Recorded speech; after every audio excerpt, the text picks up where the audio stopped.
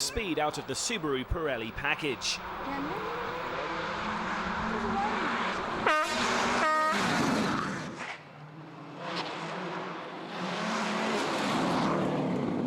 The third Subaru driver, Chris Atkinson, also struggled. He was not helped by this off on stage 11. 40, late cut, 6 left plus, opens long. Hey. Petter Solberg down to 5th in the Drivers' Championship. He's falling behind the leading duo of Loeb and Gronholm.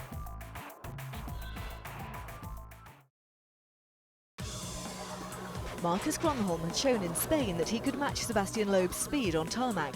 But could he beat him in Corsica, the event where Loeb had collected a clean sweep of stage wins in 2005?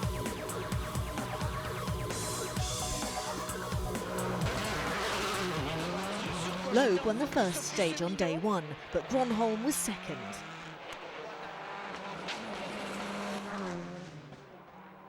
And the Ford driver reversed the order in the second stage and closed to within 5 seconds of Loeb. But Gronholm was never 100% happy with his setup. The car is very nervous. It's going like this all the time, like whoop, whoop, whoop. I don't know. I have to go to check now what's wrong. And from here on in, it was one-way traffic. Loeb won the next 2 stages and the first of day 2 to open up a lead of nearly 30 seconds.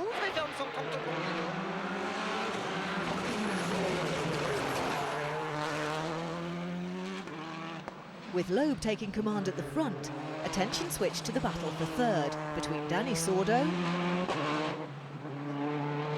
Mikko Hirvonen in the Ford Focus, and France's Alex Bengay. Bengay was the man in possession of third spot at the end of the first day. He was looking to top his 4th place finish in Spain. But on day 2, the strength of Hirvonen's manufacturer Ford Focus and Sordo's Citroën Zara began to eclipse the Frenchman. Sordo's performance was notable in that he had to fight his way back from 13th place after stage 1, where he had a problem with his differentials.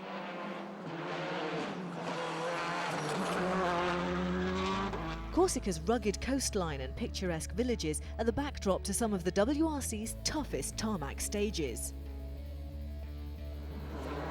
Racing on a narrow strip of tarmac at high speeds, there's no room for error. Jari-Matti Latvala paid the price for a misjudgment here.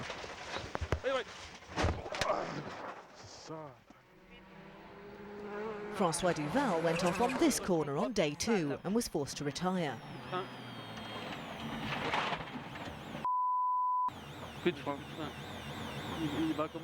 Skoda's Andreas Aigner found that most of the roadside obstacles in Corsica don't move if you hit them. 80, rechts 2 minus down, Spur. While Petter Solberg was again struggling, losing time as early as stage 1. The 6 right bus, the big cut, slippy, 2 left. This spin resulting in a flattened exhaust. There would be no points for the Norwegian in Corsica. For once, Mikko Hirvonen was having a trouble-free run. His main problem being the attentions of Danny Sordo as he fought to hold on to 3rd place. Stage after stage, the Spaniard looked to have got the better of Hirvonen in the early splits, but each time the Finn responded in the second half of the stage to hold on.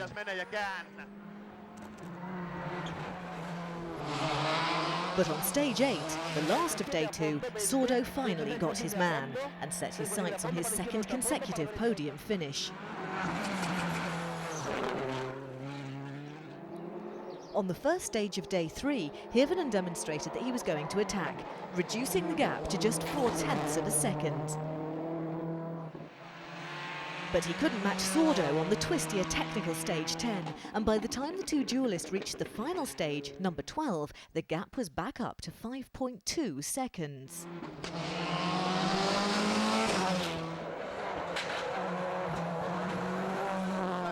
This was a repeat of stage 10, where Hirvonen had lost time, but he wasn't holding back.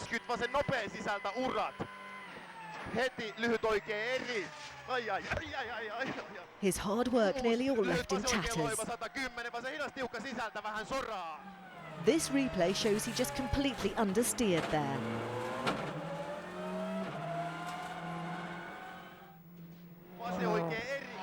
Sordo was unaware, but Hirvonen had been shaken by that moment and had backed off, handing third place to the Spaniard.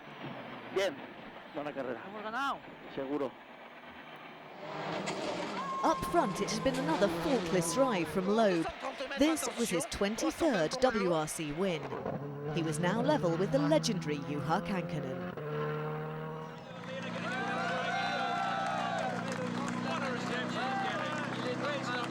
To win in front of all my French fans is really a good moment. Marcus Grönholm took second, but he still has some way to go to match Loeb on the black stuff. Loeb now on 46 points in the Drivers' Championship. Grönholm is 11 points behind. Danny Sordo establishes himself in third. After round 5, Kronos Citroën have a 3-point lead over Ford in the Manufacturers' Championship.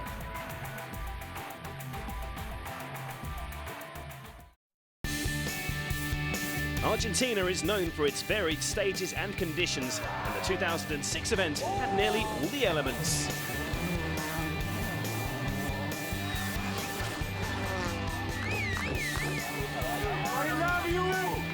There was, of course, plenty of water, some fire, and if not ice, there was some dense fog in the mountains of the Córdoba region. If the conditions were unpredictable, the outcome of this rally seemed to follow a familiar pattern. Petter Solberg needed to put his poor results on the tarmac behind him back on his preferred gravel surface. He had to get his championship challenge back on track. And he was quickest out of the blocks, fastest on the first stage of day 1 and leader after stage 4. And luck seemed to be with him as he survived this altercation with a gate post. But as with the rest of the season, luck wasn't with him. His Subaru picked up a puncture on stage 5. The anti-deflation mousse failed to activate, and by the end of the stage, he was running on the rim. This was followed by the familiar sight of Solberg and Phil Mills having to make roadside repairs, and with a broken gearshift paddle and issues with his steering, this scene was repeated on all 3 days. Solberg's day 1 problems saw Marcus Grönholm take over at the top of the leaderboard. The Ford Focus man was now in a great position to repeat his win here in 2003.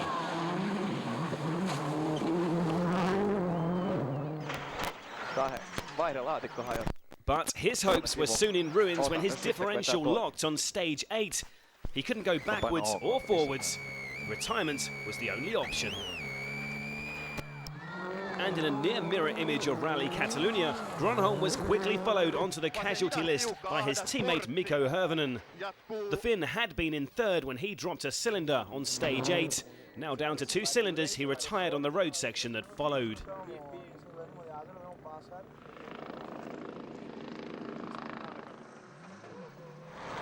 As in so many previous events, when his main competitors experience problems, Sebastian Loeb swoops to take maximum advantage. Now the leader, Loeb did what he'd done in Mexico, Spain and Corsica, spending the second day building a lead that would be easy to defend on the final day. Petter Solberg's speed had kept him in contention, but he couldn't get close enough to Loeb to pressurize. Line into 6 left, up long to crest, tightens 3. Also, like previous events, with Loeb looking to have the top spot wrapped up, attention was focused on the battle for the minor positions. It had looked like Gigi Gali wouldn't have a drive in the championship this year following the withdrawal of Mitsubishi, but he returned in a Peugeot 307 backed by Pirelli. And he was making the most of his reprieve as he ended day 1 in third, and as ever, he was giving it everything. Another Peugeot, that of Manfred Stoll, was in fourth, just 4.1 seconds down on Gali after the first stages of day 2. But the Austrian, who was contesting his 100th WRC event, seemed to struggle more than most in the mud and fog of the second morning. He lost his 4th place to his OMV Peugeot teammate Henning Solberg. The Norwegian was progressing up the leaderboard, despite nearly coming off second best after this stage 14 impact with a rock.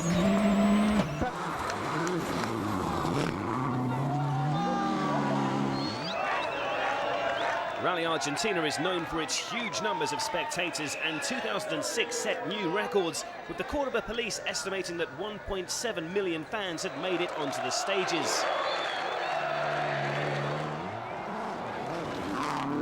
The water splash at Santa Rosa de Calamachita was one of the hot tickets.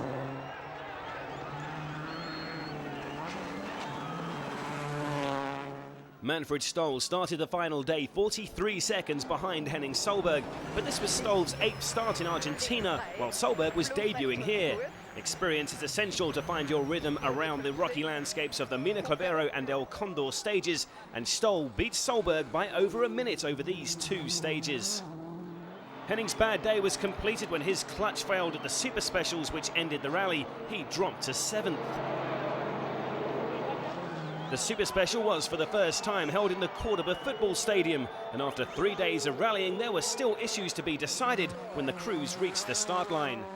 Danny Sordo had a lead of just 1.1 seconds over Chris Atkinson as he entered the stadium. But Chris could only watch as Sordo did enough to take 5th place.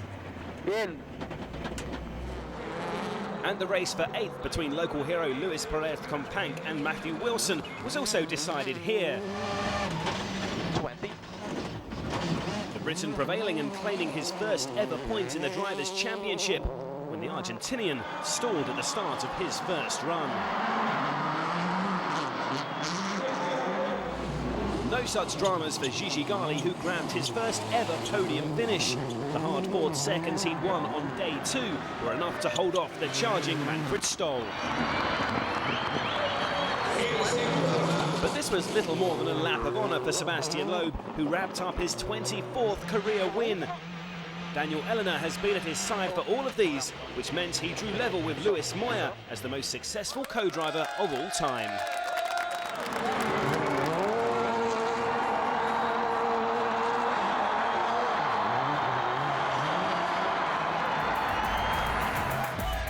Loeb finished 44.6 seconds ahead of Solberg, who'd made it to the end to claim 2nd place.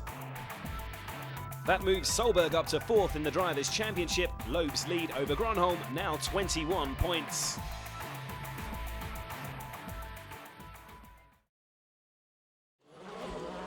Argentina was tough, and history suggested that the Rally d'Italia could be tougher. The stages on the island of Sardinia have developed a reputation as car breakers.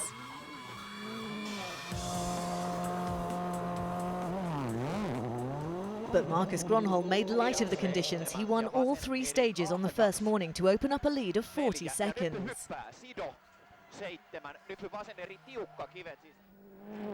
And it was good news all round for Ford, as Mikko Hirvonen was 2nd.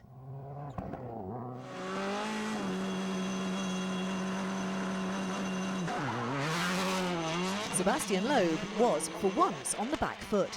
First on the road again, he was slowed by the very slippery, fine gravel that covered the stages. He was struggling for grip, while those behind him were taking advantage of the clean line he left behind.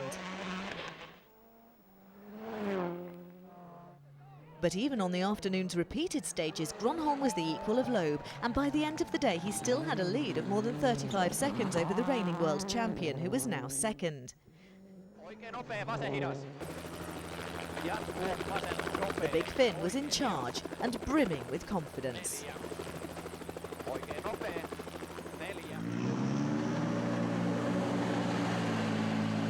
Are you worried about Sebastian pushing hard?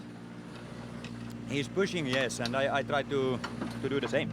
I'm not worried, no. Sure? Sure. Petter Solberg was seeking to build on his 2nd place finish in Argentina.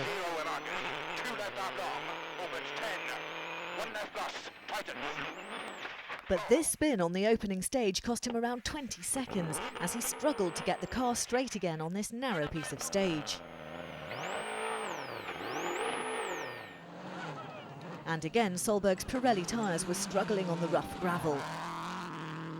On stage 5, Solberg picked up 2 punctures, and he picked up a 3rd on stage 6.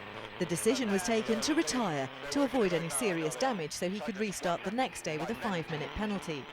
The pictures told their own story. Solberg was almost speechless. What's your response to this? What can the team do and what can Pirelli do to get on the pace? Talk to the guys in charge in the team. They have a better answer.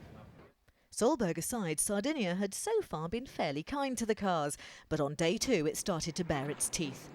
Henning Solberg had been creeping up the leaderboard until he was stopped in his tracks by a roadside tree.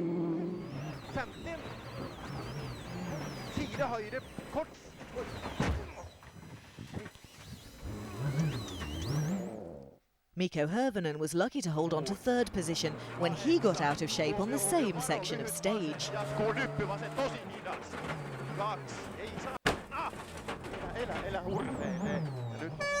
While Chris Atkinson got his line wrong over the big jump on the Monte Lerno stage. Even Sebastian Loeb wasn't immune to the perils of Sardinia. He hit a big rock embedded in stage 8. But a damaged sump guard was his only penalty. This is rally leader Marcus Gronholm approaching the same point in the stage. Ja vasemmalle 2, oikee tosi hidas. Vasemmalle 2, oikee tosi hidas. Oho! But crucially, the team had fitted a lighter sump guard for day 2. This was a costly decision. A damaged pipe caused a sudden loss of oil pressure. The Ford Focus was going no further. Ja vasemmalle 3, oikee.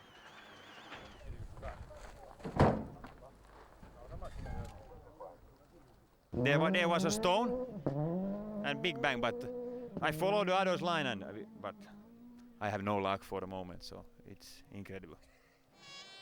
Loeb yet again found himself leading, and his advantage over Mikko Hirvonen was well over a minute. Danny Sordo and Italy's Gigi Gali had been involved in their own private battle throughout the second day, and this was now over 3rd position.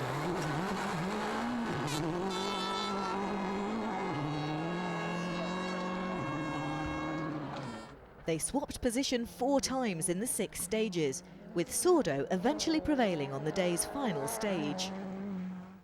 But on the road section back to service, Sardinia claimed another victim. Gali's Peugeot was overheating. The Italian was inconsolable. The final day was made up of 6 stages with no service, but all crews made it to the final stage unscathed. Peter Solberg had a chance of salvaging something with a 6th place finish, but a broken steering rack saw him drop out of the points.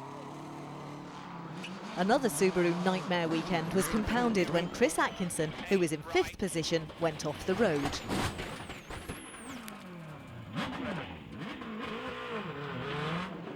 Mikko Hirvonen has experienced lots of bad luck in his Ford Focus this season, but not in Italy. He went some way to making up for Gronholm's retirement with his best ever WRC finish.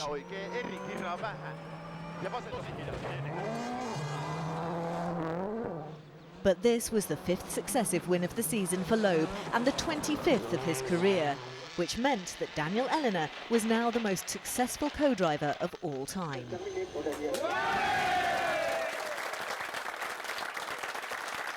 In first, I'm sorry, very, very sorry for Luis, but now I'm just me in front with a 25 victory. And I'm very happy and want to deduct my record at my family, my daughter and my friend Biff can see. Voilà. Elena paying tribute there to one of the members of the co-drivers union who's no longer with us, Michael Park. Danny Sordo went on to take 3rd, while Chevy Pons achieved his best result of the season in 4th.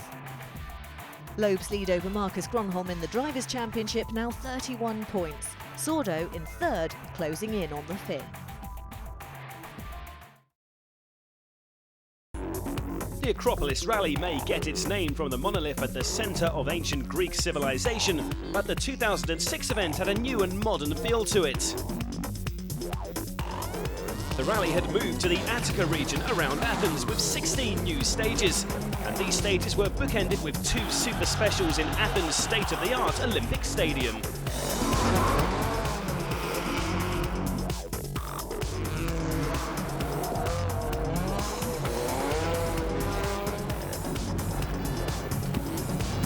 Sebastian Loeb was fastest in the opening Super Special. But once the cars got out into the country, Marcus Gronholm took control. What wasn't new was that these stages were tougher than ever. Lots of big, loose rocks, and once the surface gravel had been cleared, it exposed some very hard bedrock.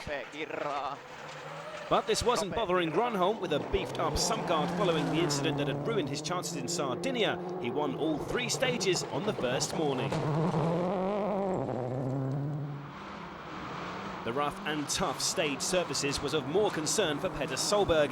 His Pirelli rubber had suffered in the 2 previous gravel rallies. But Pirelli had upgraded their tyres, and Petter Solberg seemed in good shape as he tracked Gronholm in second place.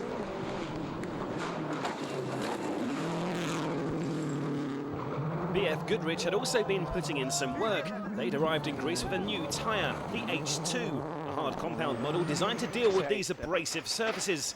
Marcus Gronholm put these to good use to complete a clean sweep of the day 1 stages, and the Acropolis was shaping up nicely for Ford as Mikko Hirvonen had established himself in 4th place. But what of Sebastian Loeb? A win here would be his 6th successive win of the season and the 26th of his career. A mark that would put him level at the top of the all-time standings with Carlos Sainz. But he was well and truly on the back foot in Greece. He couldn't get near Gronholm and was bettered by Petter Solberg on 5 of the 6 stages.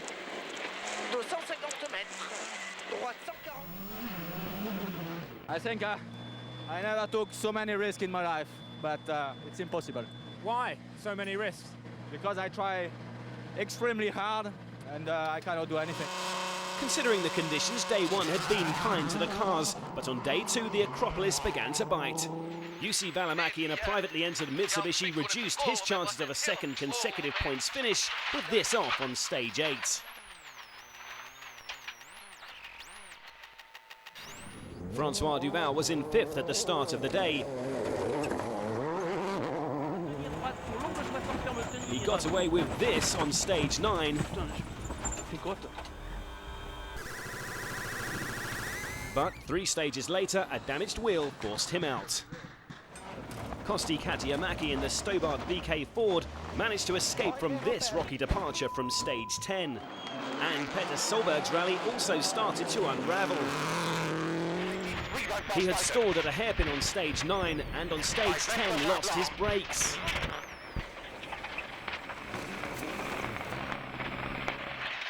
On stage 12, he pulled his gear shift paddle off. This had also happened in Argentina. But worse was to follow on the road section to the final stage of the day. He damaged his suspension on a roadside rock when he swerved to avoid another vehicle. Solberg's 2006